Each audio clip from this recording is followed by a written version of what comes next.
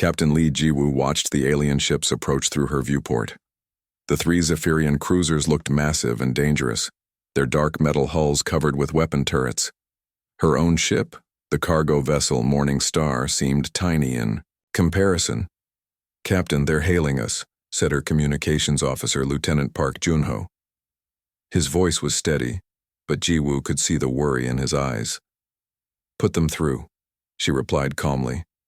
The main screen flickered, showing the face of War Commander Thexval. The Zephyrian looked like a cross between a lizard and a bird, with sharp teeth and cold yellow eyes. When he spoke, his voice was filled with contempt. "Human vessel, you will prepare to be boarded. Your ship and crew now belong to the Zephyrian Empire." Jiwoo kept her expression neutral. For 70 years, this was how First Contact had gone. Alien species saw humans as weak, primitive creatures good only for slavery or target practice. Earth had learned to play along with this image, sending out small, poorly armed ships that looked helpless. But today would be different. "War Commander, we are just a simple cargo ship," Jiwoo said, making her voice sound frightened. "We carry only medical supplies for our colony." Thexval laughed, a harsh sound. "All humans carry valuable cargo. Themselves. Your species makes excellent workers in our mining operations." Behind the alien commander, Jiwoo could see his bridge crew preparing weapons. The Zephyrians had done this countless times before. They would board her ship, capture her crew, and sell them as slaves in some distant part of the galaxy. "Sir, they're powering up their weapons," reported her tactical officer, Ensign Kim Dae-hyun. Jiwoo nodded slowly. She reached under her command chair and pulled out a small device. It looked like an ordinary emergency beacon, the kind all human ships carried. But this one was very different. "All hands, prepare for emergency protocols," she announced over the ship's communication system. Her crew knew what that meant. They had trained for this moment for 3 years. The Zephyrian ships moved closer, their weapons now fully charged. Thexval's image flickered as his ship's systems began scanning the Morning Star. "Interesting," the alien commander said. "Your ship has some unusual energy readings. No matter. You will tell us everything when we interrogate you." "I don't think so," Jiwoo said quietly. She pressed the button on the beacon. Space itself seemed to hold its breath for a moment. Then reality began to bend and twist behind the Morning Star. The stars stretched and warped as something massive pushed through the fabric of space-time. The Zephyrian sensors began screaming warnings. Thexval's confident expression changed to shock as his tactical officer shouted something in their alien language. First, a dark shadow appeared in space, bigger than any ship had a right to be. Then the shadow became solid, its stealth system shutting down section by section. The supercarrier Baekdu revealed itself in all its terrifying glory. 15 kilometers long and 3 kilometers wide, the Baekdu was the largest warship ever built by human hands. Its hull was sleek and black, covered with weapon systems that could destroy entire fleets. Hundreds of fighter bays dotted its sides, and massive ion cannons ran along its spine. The 3 Zephyrian cruisers, which had seemed so large and threatening moments before, now looked like toys floating next to a mountain. What is that thing?" Thexval whispered, his yellow eyes wide with fear. "That," said Captain Jiwoo, her voice no longer frightened, "is the future." The Baekdu's communication system crackled to life. Admiral Park Minho's voice filled both ships, calm and authoritative. "Zephyrian vessels, this is Admiral Minho of the Earth Defense Force. You have threatened human citizens. You have exactly 60 seconds to power down your weapons and prepare to be boarded." Thexval found his voice again. "Impossible. Humans don't have ships like this. Your species barely has interstellar travel. For 70 years you have underestimated us," Admiral Minho replied. "Today that ends." More shapes began materializing around the Zephyrian fleet. Human destroyers and frigates appeared from stealth, their sleek forms surrounding the alien ships. Each one was armed with weapons the aliens had never seen before. "Sir, our shields won't work against their weapons," shouted Thexval's tactical officer. "They're using some kind of phase technology." The war commander stared at the massive carrier looming over his ships. For the first time in his military career, he felt true fear. The humans, the species his people had dismissed as barely evolved mammals, had built a fleet that made the Zephyrian Empire's best ships look primitive. "How is this possible?" he asked weakly. Captain Jiwoo's image appeared on his screen. She was no longer pretending to be a frightened cargo ship captain. Her uniform was crisp and military. Her expression, cold and professional. "We've been watching you for a very long time, War Commander. We've seen how you treat other species. We've watched you enslave entire worlds. And we've been preparing." The Baekdu launched a squadron of fighters, their sleek forms dancing between the alien ships like deadly butterflies. Each fighter was equipped with advanced AI and weapons that could punch through any known alien defense. "You wanted to know what cargo we carry," Jiwoo continued. "We carry a message. The age of alien bullies ruling the galaxy is over." Thexval tried to order his ships to retreat, but it was too late. The human vessels had surrounded them completely. Strange energy beams lanced out from the Earth ships, not to destroy but to disable. The Zephyrian engines shut down one by one as the phase weapons bypassed their shields entirely. "Surrender your ships," Admiral Minho's voice commanded. "You will not be harmed if you cooperate." As his bridge systems failed around him, Thexval realized that everything his people believed about humans was wrong. They weren't weak or primitive. They had been playing the longest, most dangerous game of deception in galactic history. The war commander looked at the massive supercarrier floating in space like a dark angel of judgment. Somewhere in his mind, he understood that this moment would change everything. The galaxy would never be the same. "We surrender," he whispered.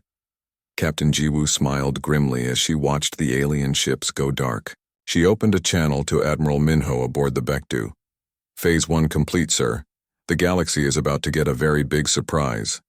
In the depths of space, more human ships began to decloak, ready to reveal humanity's true power to an unsuspecting galaxy.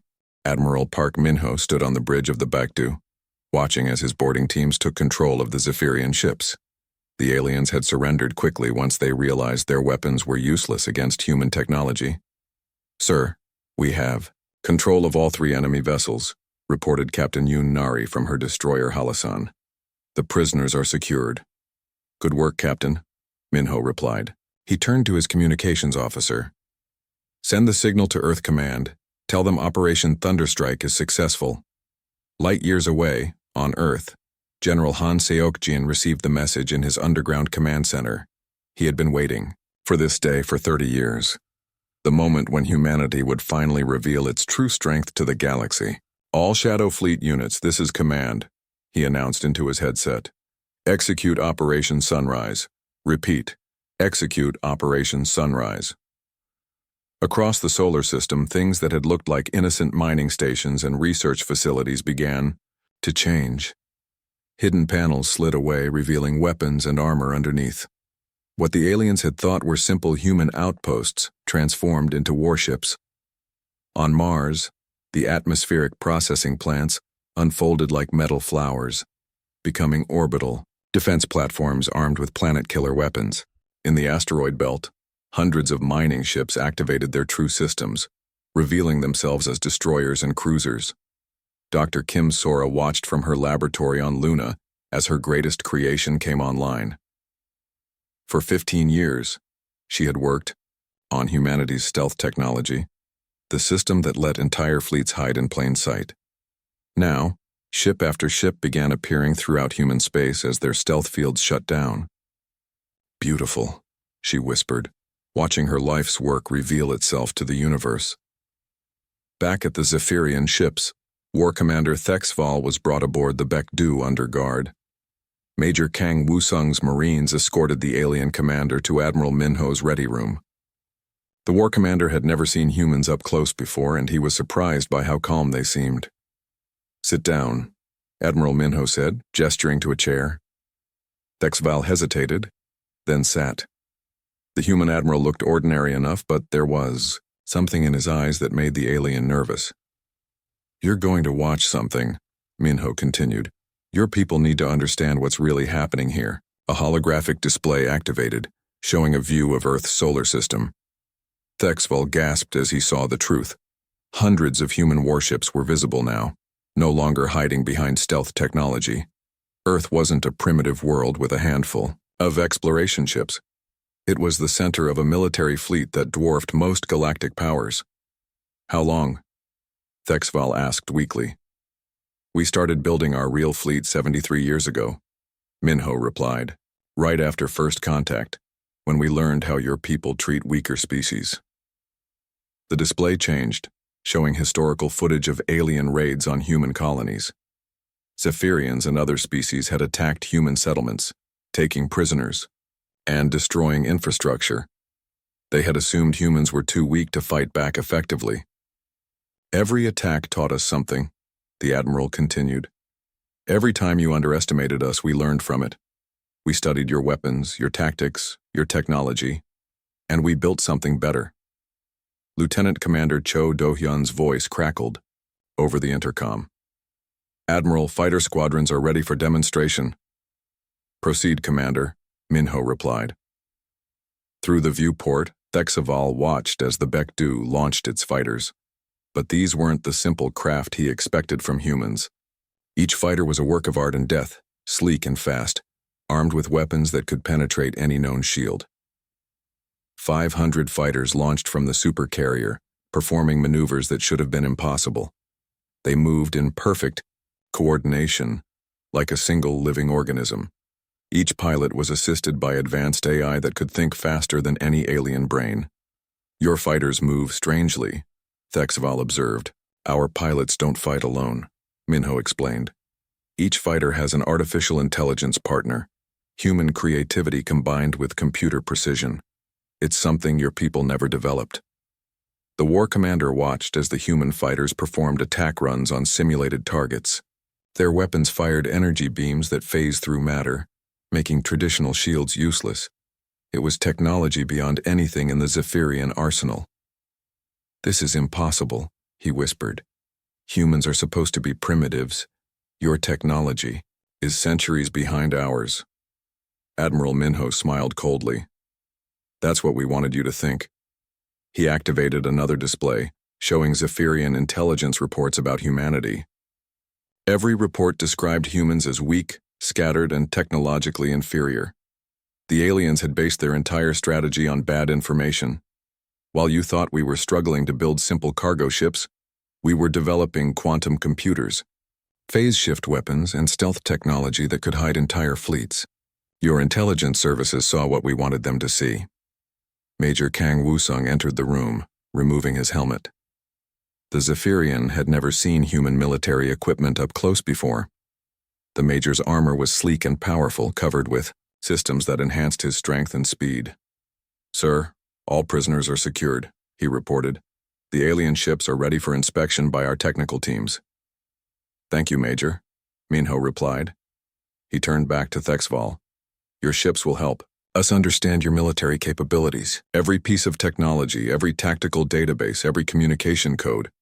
We need to know everything. The war commander felt a chill run through his body. You're planning to attack the Empire? No, Admiral Minho said quietly. We're planning to end it. Dr. Kim Sora's image appeared on the holographic display broadcasting from her lunar laboratory. Behind her, technicians worked on captured alien technology, reverse engineering it and finding ways to improve on it. Admiral, preliminary analysis of the enemy ships is complete, she reported. Their technology is actually quite primitive compared to our current systems. We've been overestimating them for years. Thexval slumped in his chair. Everything his people believed about their technological superiority was wrong. The humans had not only caught up with alien science, they had surpassed it. What do you want from me, he asked. You're going to send a message to your people, Admiral Minho replied. Tell them what you've seen here. Tell them that the age of alien empires bullying weaker species is over. The Admiral activated the ship's communication system, connecting to Zephyrian space. This is your chance, War Commander. Tell your empire the truth. Thexval looked around the room at the calm, confident humans. These weren't the primitive creatures his people had dismissed. These were warriors who had spent decades preparing for this moment. Zephyrian Command. This is War Commander Thexval, he began, his voice shaking. The humans are not what we thought. They have a fleet, a real fleet, and it's bigger than ours. Across the galaxy, alien powers began to receive similar messages from their own ships and outposts. The humans were revealing themselves everywhere at once, showing their true strength after decades of careful deception. The galaxy was about to change forever. The Galactic Council chamber buzzed with panic and anger. Representatives from dozens of alien species gathered around the massive circular table, their voices raised in heated debate. The news from human space had spread like wildfire through the galaxy. Chancellor Vector of the Hegemony slammed his clawed hand on the table. This is unacceptable. The humans have been lying to us for decades. How did we miss an entire fleet? Demanded Ambassador Rilnox from the Confederacy. Our intelligence services had Earth marked as a primitive world. High Counselor Zephyron of the Dominion stood slowly, his four arms spread wide. The question now is what we do about it. The humans have revealed military capability that rivals any of our major powers. In the center of the chamber, a holographic image flickered to life. Ambassador Jin Hisu appeared, representing Earth for the first time without pretending to be weak or helpless. She wore a crisp military uniform instead of the simple civilian clothes she had used during previous meetings. Honored council members, she began, her voice calm and confident. I bring greetings from humanity. You bring deception and lies, Chancellor Vector roared. Your people have made fools of us all. Ambassador Jin smiled coldly. We have done exactly what you taught us to do. We watched how you treat species you consider weak. We learned from your methods. She gestured, and new holographic images appeared around the chamber. They showed alien raids on helpless worlds, species being enslaved, entire civilizations destroyed by the major galactic powers. For 70 years, we watched you rule through fear and violence. We saw what happened to species that couldn't defend themselves, so we made sure we could. The alien representatives shifted uncomfortably. The images showed their own forces committing acts they preferred to forget about. The Galactic Council has never been about peace or cooperation, Jin continued. It has been about the strong dominating the weak. Today, that changes. Commander Lim Jin-young watched the council session from his hidden surveillance post on the space station. For 20 years, he had been gathering intelligence on alien governments, slowly building a network of human agents throughout the galaxy. His earpiece crackled with reports from across known space. Phoenix Base, this is Raven 7. The Hegemony fleet is mobilizing. All major units are moving toward human space. Copy, Raven 7, Jin-young replied. Falcon Team, report status. Falcon Team in position. Sabotage charges are ready on all primary supply depots. Commander Jin-young smiled, grimly. The aliens thought they were preparing for a simple military campaign against a newly discovered threat. They had no idea that humans had been infiltrating their societies for decades. Back in human space, Fleet Admiral Song Tae-wan stood in the command center of the hidden fortress on Titan. Around him, hundreds of officers coordinated the largest military operation in human history. Sir, long-range sensors detect the Grand Alliance fleet, reported Captain Oh Min-seok. 3,000 ships moving toward the Sol system. Let them come. Admiral Song replied calmly. Phase 2 is ready. He activated the system-wide communication network. All Shadow Fleet units, this is command. The aliens are responding as predicted. Execute Fortress Protocol. Throughout the solar system, humanity's true defenses came online. Mars revealed massive ion cannons that had been disguised as mining equipment. The asteroid belt activated shield generators hidden inside captured rocks. Even Earth's moon opened weapon bays that had been concealed for decades. My God, whispered Lieutenant Park Sumi from her station on Europa. We really did it. We turned the entire solar system into a fortress. The alien Grand Alliance fleet approached confidently, expecting to find a small human force protecting one planet. Instead, they encountered a defensive network that spanned billions of kilometers. Admiral Vorthak commanded the alien fleet from his massive dreadnought. He was a veteran of 100 campaigns, and he had never lost a battle. The humans, no matter how clever they had been, were still just one species. All ships, assume attack formation, he ordered. We will crush these deceptive mammals and show the galaxy what happens to those who lie to their betters. But as his fleet entered the outer solar system, something went wrong. His sensors began detecting thousands of new contacts. Ships were appearing everywhere, emerging from stealth positions throughout human space. Sir, we count over 400. Capital ships, reported his tactical officer. They're surrounding us. Admiral Vorthak stared at his displays in disbelief. The humans hadn't just hidden a few ships, they had concealed an entire battle fleet among the planets and moons of their system. Fleet Admiral Song Taewan's image appeared on the alien command ship's main screen. Behind him, the bridge of his flagship bustled with activity as human officers coordinated their forces. Admiral Vorthak, I presume, Song said politely. Welcome to the Sol system. I'm afraid you're not welcome here. Impossible, the alien commander snarled. No single species could build a fleet this size in secret. You're right, Song agreed. No single species could do it alone. But humans don't work alone anymore. New ships began appearing alongside the human fleet. Vessels from a dozen different alien species that had been secretly working with Earth. The Naltorians, who had been enslaved by the hegemony. The Kalani, whose world had been destroyed by the Confederacy. The Mishti, who had been fighting a losing war against the Dominion. These species came to us for help, Admiral Song explained. Unlike you, we offered protection instead of conquest. They helped us build this fleet, and now we fight together.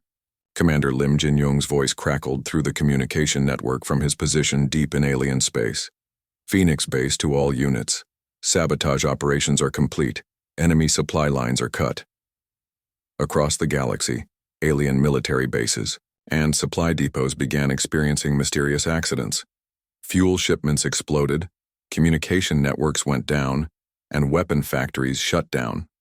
The Human Intelligence Network, built over decades of careful infiltration, struck at the heart of alien military power. The Grand Alliance fleet found itself trapped in the Sol system, surrounded by enemies and cut off from support. Admiral Vorthak realized that the humans had planned for this moment far better than any alien strategist could have imagined. All ships, prepare for battle, he ordered desperately. The largest space battle in galactic history was about to begin. 3,000 alien ships faced 400 human vessels and their allies. But the humans had advantages their enemies couldn't imagine. Dr. Kim Sora's quantum communication system allowed the human fleet to coordinate perfectly across vast distances. Every ship knew exactly what every other ship was doing in real time. They moved like a single organism with hundreds of bodies. Let's show them what humans can really do, Admiral Song said quietly. The first shots of the new Galactic War lit up the darkness between worlds as humanity finally revealed the true extent of their power to an unsuspecting galaxy. The battle raged for 3 days across the Sol system. Space filled with the light of weapons fire as human ships danced between their alien enemies, appearing from stealth to strike before vanishing again. Captain Bei Jiho commanded the experimental ship Docto from his position near Jupiter. His vessel looked different from other human ships, covered with strange equipment that hummed with barely contained energy. Sir, the alien flagship is moving toward Earth, reported his tactical officer, Lieutenant Yu Nara. They're preparing to fire their planet-killer weapon. Captain Bei smiled grimly. Perfect. Dr. Shin, is the quantum disruptor ready? Dr. Shin, Minji looked up from her control panel, sweat beading on her forehead. The calculations are complete, Captain. But if this goes wrong, we could tear a hole in space-time itself. If we don't try, Earth dies, Bei replied simply. Do it. The Docto's most secret weapon powered up. Dr. Shin's years of quantum research had produced something that should have been impossible, a device that could manipulate the fabric of reality itself. Admiral Vorthak stood on his command bridge, watching Earth grow larger on his screen. The human homeworld looked peaceful from space, blue and white and beautiful. Soon it would be nothing but burning rocks.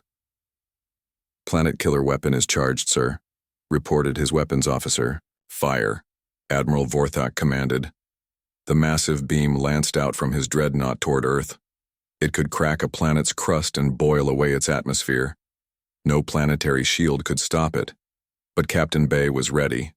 The Docto fired its quantum disruptor just as the alien weapon reached the halfway point to Earth. Reality twisted and bent as the device created a temporary wormhole directly in the path of the planet killer beam. The alien weapon vanished into the wormhole, only to emerge seconds later behind the alien fleet. The redirected planet killer beam struck Admiral Vorthak's own ships, destroying 3 cruisers and badly damaging his flagship. "What just happened?" the alien commander roared, as his bridge systems sparked and failed around him. "Sir, they opened some kind of space tunnel," his tactical officer reported in panic. "Our own weapon hit us." Dr. Shin Minji collapsed in her chair, exhausted by the effort of manipulating quantum forces on such a massive scale. "Captain, the disruptor is offline. That's all we can do with it for now." "It was enough," Captain Bay replied, watching as the alien fleet struggled to recover from being hit by their own superweapon. But the human advantages went beyond exotic technology. Throughout the battle, human ships used Dr. Shin's probability shadow technology, existing in multiple quantum states at once. Alien weapons that should have hit their targets passed harmlessly through quantum echoes. Colonel Park Sun-ho led his Marines in boarding actions against alien command ships. His soldiers wore powered armor that made them nearly invincible, and they fought with a coordination that amazed their enemies. "Team Alpha, take the bridge," he ordered over his suit's communication system. "Team Beta, secure engineering. Team Gamma, find their command codes." The human Marines moved through alien ships like ghosts, their advanced equipment letting them see through walls and breathe in any atmosphere. They captured key vessels and turned their weapons against their former allies. "Sir, we have control of the hegemony cruiser destroyer of worlds," reported Sergeant Kim Young-ho. "Their captain is asking to surrender." "Accepted," Colonel Park replied. "Add their firepower to our own." This was something the aliens had never seen before. Humans didn't just defeat their enemies, they convinced them to switch sides. Species that had been forced to serve the major galactic powers saw a chance for freedom. Captain Lee Ji-woo, now commanding a full squadron of destroyers, watched as more alien ships began defecting from the Grand Alliance. Her communication officer was busy translating surrender requests from a dozen different species.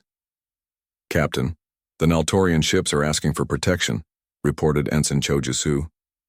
"They want to join us against the hegemony."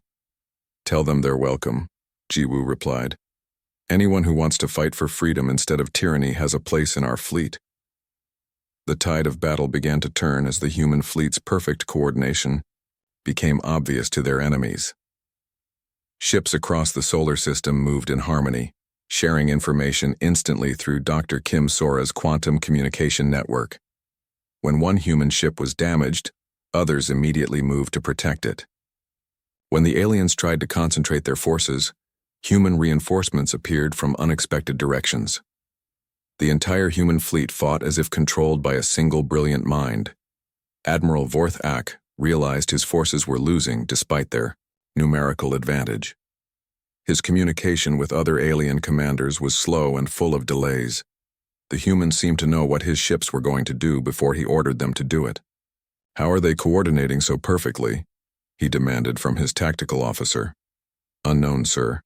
Their communication method appears to be instantaneous across any distance." The alien commander felt something he had never experienced before in battle: despair. The humans hadn't just built a larger fleet than expected. They had developed entirely new ways of fighting that made traditional tactics useless. Fleet Admiral Song Tae-won watched the battle from his command center, surrounded by holographic displays showing every ship in both fleets. His officers fed him constant updates, but the quantum communication system meant he knew what was happening almost before it occurred. "Sir, the enemy is starting to break formation," reported Captain Nam Ji-wook. "Several species are requesting permission to withdraw from the Grand Alliance. Let them go, Admiral Song replied. We're not here to conquer. We're here to liberate. Dr. Shin Minji's voice came over the intercom from her laboratory. Admiral, I'm detecting quantum signatures from more human fleets. The second and third shadow fleets are dropping out of stealth throughout the galaxy. Song smiled. The battle for the Sol system was just the beginning. Human fleets were revealing themselves at strategic points across known space, ready to offer protection to oppressed species everywhere. Commander Lim Jin-young's intelligence network continued sabotaging alien supply lines and communication networks. Military commanders throughout the galaxy found themselves cut off from their governments, unable to coordinate responses to the human threat. As the third day of battle ended, Admiral Vorthak faced a terrible choice. His fleet was reduced to less than half strength, surrounded by enemies and cut off from reinforcement. The species he had commanded were abandoning him to join the humans. Sir, incoming transmission from the human fleet, his communication officer reported. Fleet Admiral Song's image appeared on the alien bridge. Behind him, human officers worked calmly at their stations, showing no signs of the stress that marked the alien crew. Admiral Vorthak, your position is hopeless, Song said politely. Surrender now and your remaining ships will be spared. Continue fighting and we will destroy you. The alien commander looked around his damaged bridge at his exhausted crew. 3 days of battle had shown him something he never thought possible. The humans were better warriors than his people. What happens to us if we surrender? He asked quietly. You go home, Song replied simply. Tell your governments what you've seen here. Tell them the galaxy has changed. Admiral Vorthak stared at the human commander for a long moment. In all, his years of warfare, no enemy had ever offered him mercy after defeat. I surrender, he said finally. Across the solar system, the remaining alien ships powered down their weapons.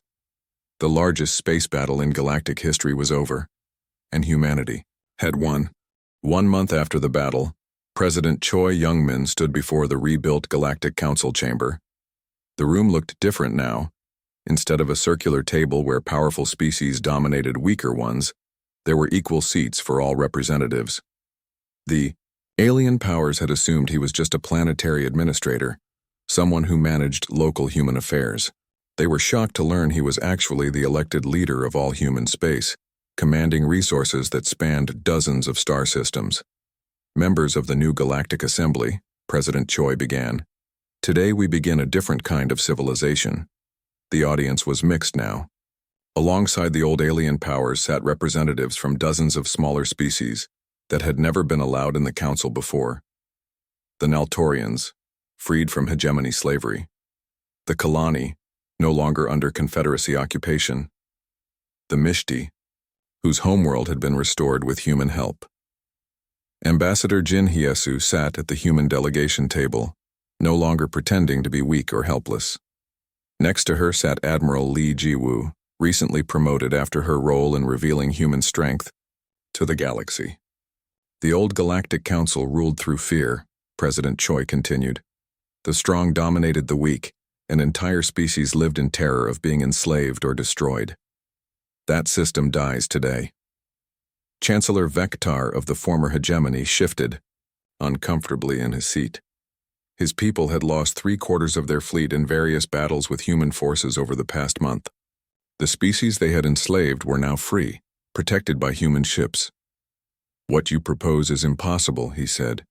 The galaxy has always been ruled by the strong. It is the natural order. Admiral Kim Hyun-woo, the new commander of the Galactic Defense Force, stood from his seat. Behind him on the large display screen, images showed human ships patrolling space alongside vessels from allied species. The natural order is cooperation, not domination, he replied calmly. For the past month, our combined fleets have stopped 17 slave raids, prevented 4 planetary invasions, and delivered food and medical supplies to 37 worlds that were suffering under your natural order. The images changed, showing the results of human intervention across the galaxy. Species that had lived in fear for generations were now building new civilizations under the protection of the Galactic Defense Force. Director Oh Soo-jin activated her own presentation from her seat in the scientific section. The Interspecies Cooperation Initiative has already shared advanced medical technology with 43 species. Agricultural improvements have ended famine on 11 worlds. Educational programs have been established on dozens of planets. She gestured, and new images appeared. Alien children learning alongside human teachers. Hospitals using human medical technology to treat diseases that had been incurable. Farms producing food using techniques that could feed entire worlds. This is what cooperation looks like, she continued. Not conquest, not slavery, not domination, partnership. In the military section, Colonel Park Sun-ho represented the Marines who had freed countless slaves and liberated oppressed worlds. We've disbanded 64 slave markets and freed over 2 million sentient beings in the past month. Every one of them is now under Galactic Defense Force protection. War Commander Thexval, the Zephyrian who had first encountered human military power, stood slowly. His people had been among the worst slave raiders in the galaxy, but the humans had offered them a choice instead of destruction. My species accepts membership in the Solar Alliance, he announced. We will contribute our ships to the Galactic Defense Force and help patrol against raiders and tyrants. Murmurs of surprise filled the chamber. The Zephyrians had been enemies of almost every other species, but under human leadership, even former enemies could find common ground. Captain Yoon Nari, now commanding a mixed human-alien squadron, smiled from her position in the military observer section. Her ships included vessels from 8 different species, all working together to protect trade routes and colony worlds. The Defense Force currently includes ships from 27 species, she reported. We have joint crews, shared technology, and unified command structure. Former enemies are now serving side by side. President Choi gestured to the large display which now showed a map of the galaxy.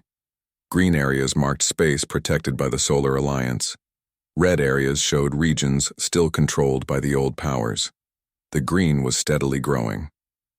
Every day, more species choose cooperation over conquest, he said. Every day the galaxy becomes a little safer for everyone. Fleet Admiral Song Tae-wan activated his communication link from his flagship in deep space. His image appeared on the chamber's main screen, showing him on the bridge of a massive new ship built jointly by human and alien engineers. The 4th Shadow Fleet has completed its mission to the Outer Rim, he reported. We've established Defense Force bases in previously lawless space and opened trade routes that were too dangerous before. The camera panned across his bridge, showing humans and aliens working together. His tactical officer was a former hegemony officer. His chief engineer was a Naltorian. His communications specialist was from the Mishti homeworld. Dr. Kim Sora appeared next, broadcasting from a research station that orbited a neutral world. Behind her, scientists from dozens of species worked on projects that would have been impossible under the old system. Joint research projects are producing incredible results, she announced. We've developed new forms of clean energy, improved space travel, and medical breakthroughs that will help every species in the Alliance. The chamber fell quiet as everyone absorbed what they were seeing. In just 1 month, humanity had accomplished something that seemed impossible. They had begun to unite the galaxy under a system based on protection and cooperation, instead of fear and domination. Chancellor Vector stood again, his expression resigned. The hegemony formally requests membership in the Solar Alliance. More species followed. The Confederacy, the Dominion, even some of the smaller tyrannies that had terrorized their neighbors for centuries. They all saw the same thing.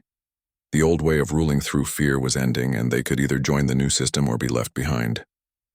Commander Lim Jin-young watched from his intelligence post as his network of agents reported peaceful transitions across the galaxy. Former slave worlds were becoming alliance members.